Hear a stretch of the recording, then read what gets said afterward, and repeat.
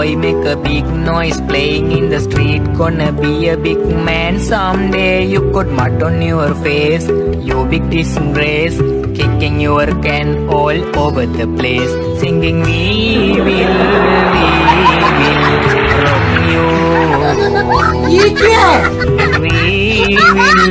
We will rock you. ये देश बदल रहा है। Hello guys and welcome back to this amazing channel that is the Crazy Commerce Professor. आज हम पढ़ने वाले हैं Significance Importance of Management Principles. Importance का ये है, Significance का ये दोनों ही एक ही हैं और Management Principles के बारे में पढ़ना है। तो चलिए आइए जल्दी से झलक दिखला आजा करते हैं। Provide manager with useful insight into reality. Sir ये क्या कहना चाहता है? ये कहना चाहता है कि this principle guide manager to take the right decision at the right time. यानी प्रिंसिपल एक मैनेजर को गाइड करते हैं कि भाई आप राइट टाइम पे राइट डिसीजन लीजिए यार, क्योंकि अगर आप राइट टाइम पे राइट डिसीजन नहीं लेंगे तो हो सकता है आपको लॉस हो जाए, आपका मैनेजमेंट अच्छी तरीके से ना हो। जैसे एक एग्जांपल अगर मैं उसके बारे में दूं तो आप क्लियर कट एक प्रिंसिपल से सीख सकते हैं, principle of equity. Principle of equity बोलता है आप यार इक्वल ट्रीटमेंट दो, इक्वल सैलरी दो, इक्वल वेजेस दो, है ना। अगर आप इक्वल सैलरी इक्वल वेजेस दे रहे हो दो एम्प्लॉइज को इक्वल सैलरी और इक्वल वेजेस दे रहे हो और एक एम्प्लॉय अच्छा काम करता है और एक एम्प्लॉय उतना अच्छा काम नहीं करता है, तो भाई आपको यहाँ पे अगर दोनों को सेम सैलरी दे रहे हो तो अच्छा काम करने वाला एम्प्लॉय कहीं ना कहीं डिमोटिवेट हो जाएगा। तो इसीलिए बोला ये जाता है कि भाई ज्यादा बेटर है कि आप डिफरेंशियल पीस वेज सिस्टम अपनाओ, यानी दोनों को एफिशिएंसी के बेसिस पे क्या दो, सैलरी दो। तो बेसिकली ये बोलता है कि सही समय पे सही डिसीजन। अब देखिए यहाँ सही समय पे आपने सही डिसीजन लिया, वरना आपको प्रॉब्लम हो सकती थी।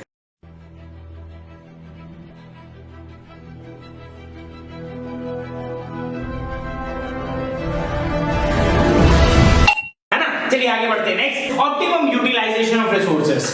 Principal insist on the planned activities and systematic organization to get the maximum benefit from human efforts and other resources. अरे भाई ह्यूमन एफर्ट्स और अदर रिसोर्सेज से ताकि आपको पूरा काम मिले भाई, इसीलिए प्रिंसिपल्स अप्लाई होते हैं। सर जैसे कि अगर एक प्रिंसिपल का अपन बात करें कि टाइम स्टडी, एक प्रिंसिपल नहीं एक टेक्निक है बेसिकली टाइम स्टडी क्या बोलता है कि भाई आप टाइम को स्टडी करें, कि भाई ऐसे अमूमन आप एक काम के लिए मत बता दो कि इतना वक्त लगेगा, अरे आप टाइम की स्टडी करो और देखो कि कितना वक्त लगने वाला है और जितना वक्त लगने वाला है उतना ही वक्त दो भाई, ऐसा कुछ भी मत करो, अमूमन मत लगाओ।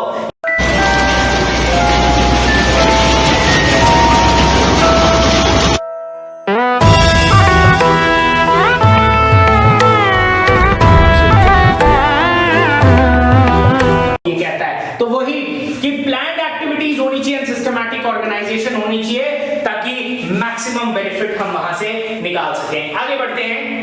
Next is scientific decision. Principle enables the managers to approach various problems systematically and scientifically। यानी ये कहता है that scientific decision should be taken within the organization, यानी सिर्फ अपने बेसिस पे कोई भी चीज का डिसीजन ले लेना दिस इज रॉन्ग। ये कहता है कि छोटी छोटी एक्टिविटी का भी आप डिसीजन साइंटिफिकली ले सकते हैं, सिस्टमैटिकली ले सकते हैं।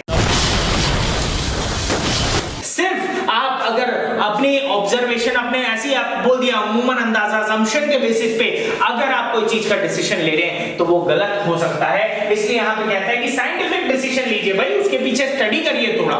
जैसे अभी टाइम स्टडी का मैंने एग्जांपल दिया, टाइम स्टडी का एग्जांपल बिल्कुल आप यहां लिख सकते हैं। जैसे मान लीजिए मेथड स्टडी, काम करने के बहुत सारे तरीके, आपने बोला इससे कर लो, अरे इससे कर लो, ऐसा थोड़ी होता है। काम करने के बहुत सारे तरीके, आप पहले खोजिए कि कौन सा तरीका बेस्ट है। एक मैनेजर देखता है कैलकुलेशन करके कौन सा तरीका उनके लिए बेस्ट रहेगा और फिर उसको अप्लाई करता है। तो प्रिंसिपल की मदद से आप एक साइंटिफिक डिसीजंस लेते हैं। Next, meeting changing environment requirement. अब ये क्या बोलता है कि भाई मीटिंग चेंजिंग एनवायरनमेंट रिक्वायरमेंट। अरे भाई एनवायरनमेंट चेंज होता है और आपको कुछ ऐसा करना है कि आप इस चेंजिंग एनवायरनमेंट को मीट कर पाए। तो प्रिंसिपल क्या है, मैनेजर्स को ट्रेन करता है कि भाई आप राइट डायरेक्शन पे राइट लेवल पे डिसीजन ले। तो principle train the manager in implementing changes in the right direction at the right level of the organization. Sir कैसे? अरे भाई मैं बोला आपको कि आगे जाके, समय में आगे जाके आप अभी ज्यादा प्राइसेस पे गुड्स बेच रहे हैं, बट आगे जाकर गुड्स को ज्यादा दाम पे नहीं बेचा जा सकता, कस्टमर नहीं खरीदेगा अपने गुड्स को। तो सर हम क्या करें?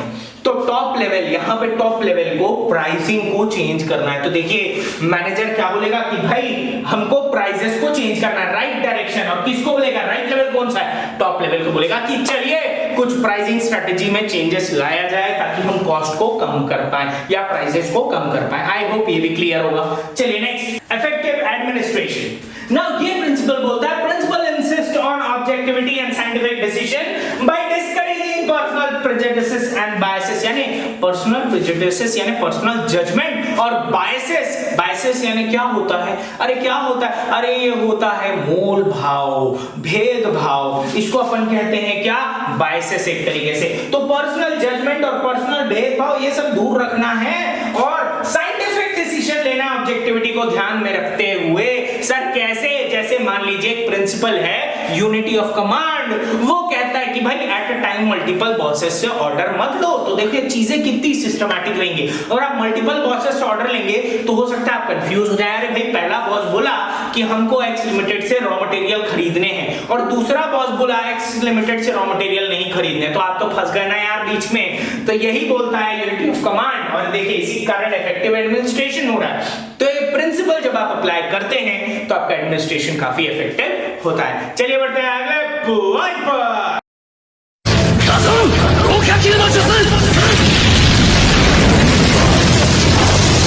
तो अगले पॉइंट की शुरुआत करते हैं और देखते हैं कि नेक्स्ट पॉइंट क्या कहता है। पर नेक्स्ट पॉइंट चालू करने के पहले एक छोटी सी रिक्वेस्ट कि subscribe to the channel is necessity. अगर तुम लोग नए हो तो सब्सक्राइब करो, वो जो लाल वाला बटन है उसके साथ सूर्य नमस्कार करो या फिर अनुलोम विलोम, मुझे नहीं पता, बस क्लिक हो जाना चाहिए।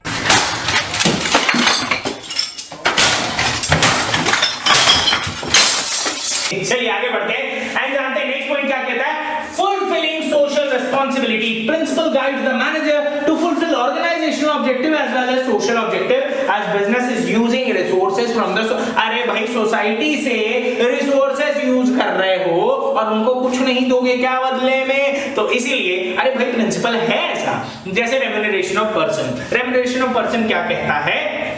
भाई एक इंसान को उसके काम के अकॉर्डिंग, जो काम है उसके अकॉर्डिंग सैटिस्फाइबल वेजेस दीजिए। क्या दीजिए? सैटिस्फाइबल, यानी वो सैटिस्फाई होना चाहिए। तो सर इसे सोशल ऑब्जेक्टिव कैसा पूरा हो रहा है? अरे कोई बैकवर्ड सोसाइटी से अगर वहां पे आ रहा है और उसको सैटिस्फाइबल वेजेस दे रहे तो हुआ ना भाई सोशल ऑब्जेक्टिव पूरा। यानी हम सोसाइटी को भी बदले में कुछ दे रहे हैं कि नहीं? वहां से लोगों को उठा रहे हैं, जॉब दे रहे हैं, उनको सैटिस्फाइबल वेजेस भी दे रहे हैं, तो इससे सोशल ऑब्जेक्टिव पूरा होता है।